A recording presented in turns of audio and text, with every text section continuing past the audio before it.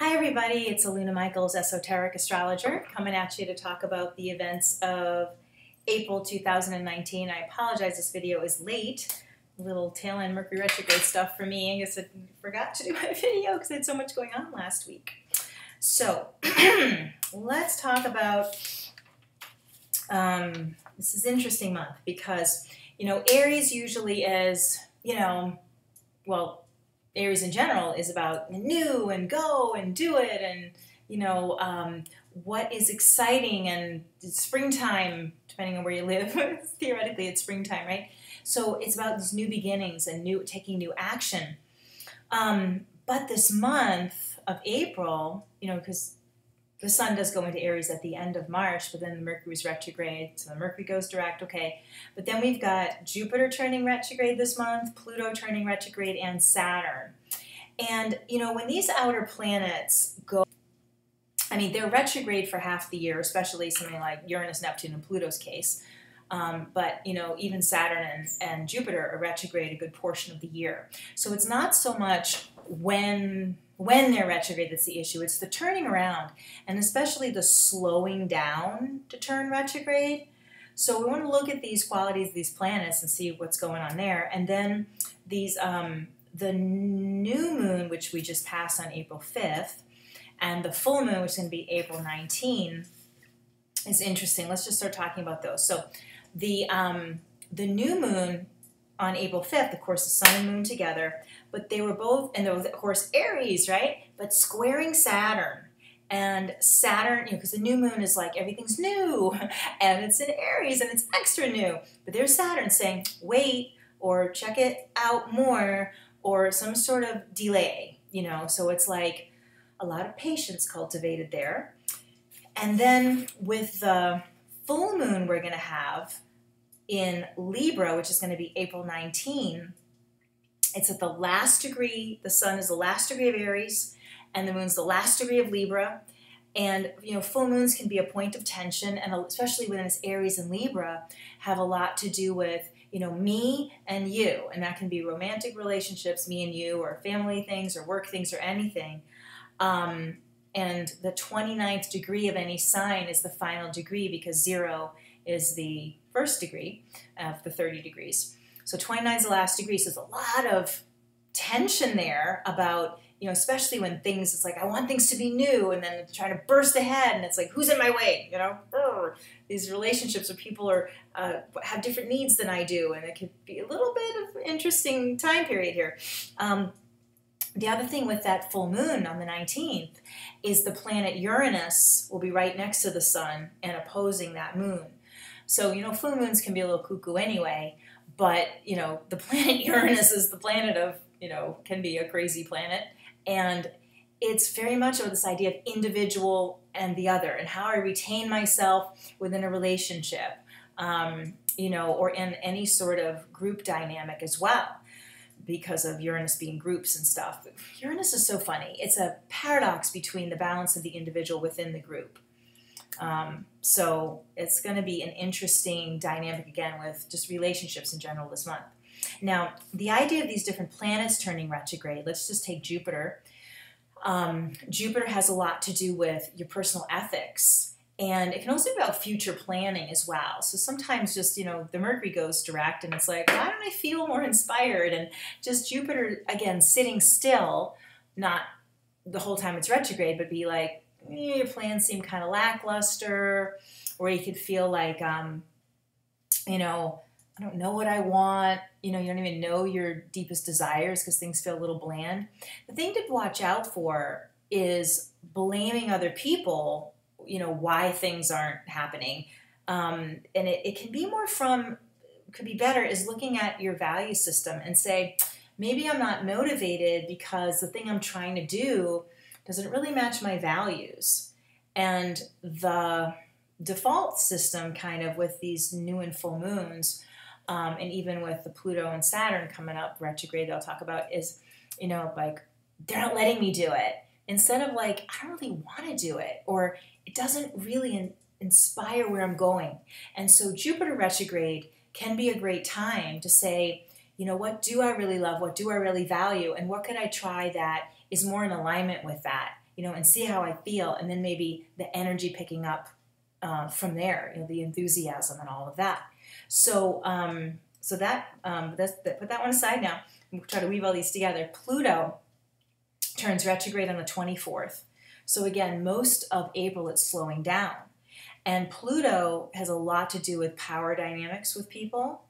It also has to do with kind of old energy coming up to be cleansed. So when planets going retrograde, it's like you want to go within to kind of scoop up the junk to then cleanse it, So that can be a little bit tense because everyone's kind of going through that. And those of you who are meditators or in a spiritual path are aware of that, but a lot of people aren't aware how they're getting triggered. They feel irritated because Pluto is like the big brother of Mars, so people can feel, And also because Pluto and Saturn are going retrograde in Capricorn, people can bring up old stuff, like from way back. It's just like, because Capricorn is about, history of things. So you could feel there's a history with people, or the same old cycle, in your job, or an issue you're working on, like, I'm never going to get to the bottom of it, But remembering it's like a spiral, like you're spiraling deeper, maybe into an issue to get another, I'm sorry, that's my cell phone going off. I usually turn it off when I talk. So that Pluto in Capricorn is like the same theme, but going to a deeper level of resolution. But at the time, it can feel like, I'm never going to get to the bottom of it. And watching out for picking on yourself, or, you don't meditate good enough and you'll never fix it, or whatever. Now that can be compounded too with the Saturn retrograde at the end of the month, because Saturn itself is about the patterns, and it's in Capricorn. So again, the old pattern of this again. And again, the tendency to blame someone else, and because it might get so kind of ridiculous, like, it's got to be their fault over there, especially because of that full moon, in Aries Libra.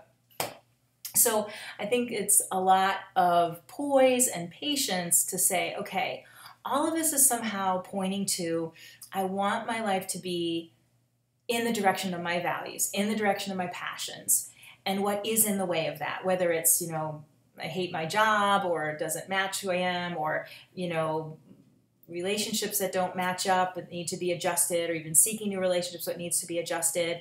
Why can't you stick with certain goals? Like, say you want to lose weight, and you might feel like, I stay with the same 10 pounds. It's like, why are you losing weight? Because who tells you need to be 10 pounds thinner? Is it really for health? Is it more for society's looking at you? Is it just to punish yourself?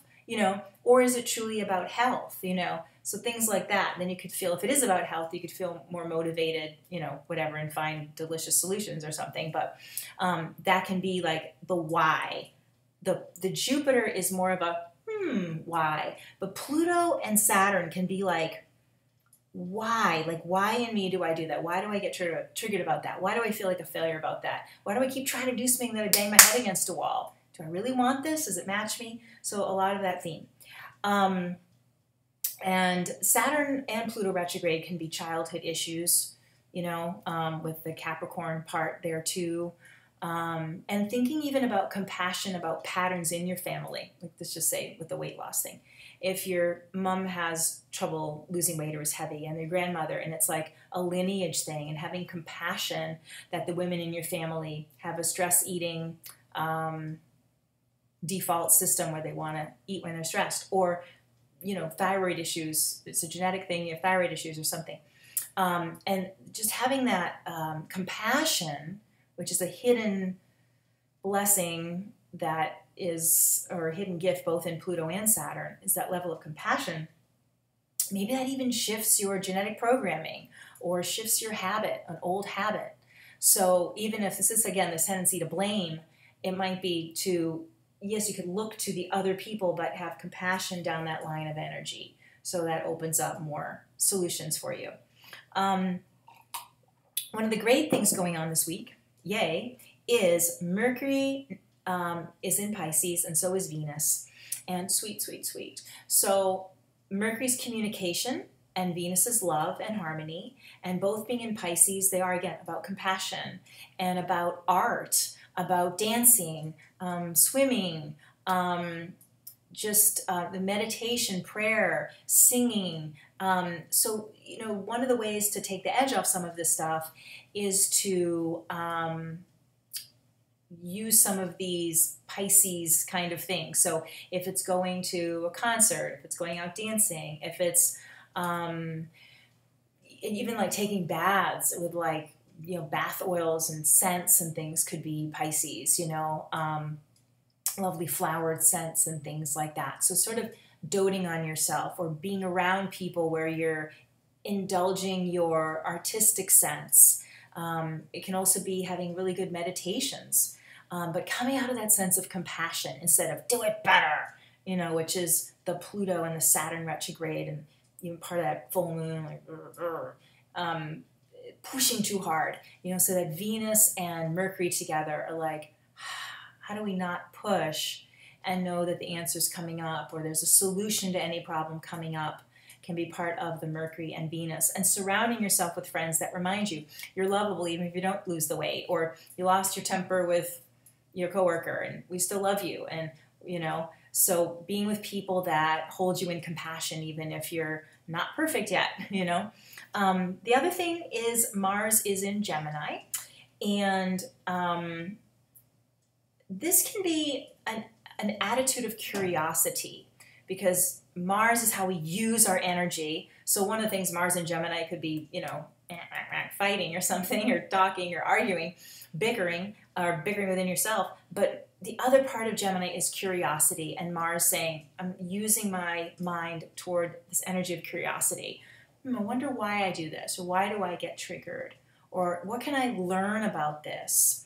And that can also open up a solution, because when the planets are very slow like that, 3 of these planets slowing down, and that really intense full moon, it can be like a point of, like a still point where you can just see everything like a stop motion thing, and you go, oh, that's where that goes wrong. Look what I did there. And instead of like, I'm such a dummy, or that one's a dummy, like, oh, look at that dynamic. If I change here, and this one does that, or if I do this, then I have a different outcome. So the slowing down to examine yourself, again, keeping away from self-flagellation, but allowing for insights, and even seeing it as a still point. And even if you have a repeat, still life thing to look at, oh, wow, I have another example of that. Instead of, it always happens again, what's the use? So having the, thank you, I've got this little, action shot, with the retrograde. So, but keeping in mind that key to having a peaceful April is the Venus and Venus and Mercury in Pisces, and affirmations, gratitude, telling people you love them, because probably people will be telling you, yeah, you're okay, even though you lost your temper with the coworker.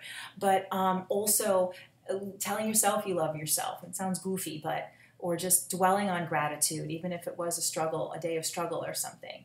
And focusing on beauty in some way, because there's going to be a lot of richness coming out of this month, and awarenesses that will make you feel actually, instead of you're so far behind and doing the thing over and over again, you'll go, whoa, I'm actually over here, like, how did that even happen? So that can be the gift of all these retrogrades, that even just next month you could feel like, wow, I really had some huge breakthroughs. So if you'd like to get a session with me, it's alunamichaels.com or 248-583-1663. And don't forget my little book on my website or on Amazon, the Gifts of the 12 Astrological Signs, the spiritual gifts of the 12 astrological signs. Gives you some spiritual steps for each of your sun signs, or if you want to look up your moon sign and rising sign too, we got that there. So hang in there, keep loving yourself, and look forward to talking with you next month. So bye-bye for now.